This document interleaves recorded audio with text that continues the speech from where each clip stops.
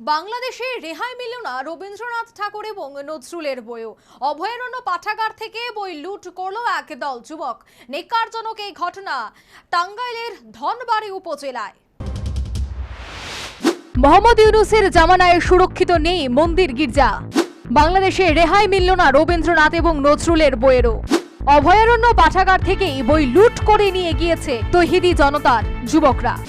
অভিযোগ, রবীন্দ্রনাথ এবং নজরুলের লেখা বই নাকি ধর্মবিরোধী। বাংলাদেশের রবীন্দ্র নজরুলকে মুছে ফেলার চেষ্টার ঘটনায় নতুন বিতর্ক।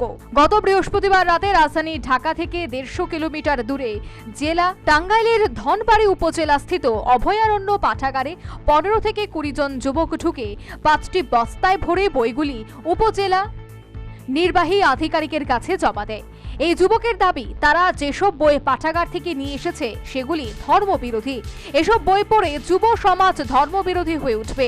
পাঠাগার কর্তৃপক্ষ জানিয়েছে, প্রায় 2 লক্ষ টাকার বই এবং নথিপত্র লুট করে 50,000 টাকার আসবাবপত্র ভাঙচুর করেছে ওই যুবকরা।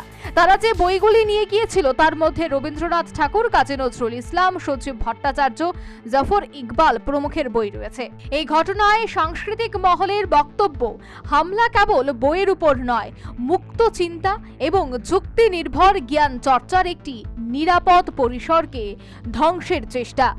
সাংস্কৃতিক মহল দোষীদের দ্রুত গ্রেফতার এবং পাঠাগারের নিরাপত্তা নিশ্চিত করার দাবি জানিয়েছেন। মোহাম্মদ ইউনূসের বদলে বাংলাদেশে নিপীড়িত হিন্দু সহ অন্যান্য সংখ্যালঘুরা।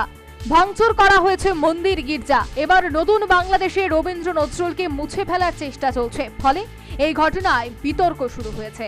Bureau report, news vanguard.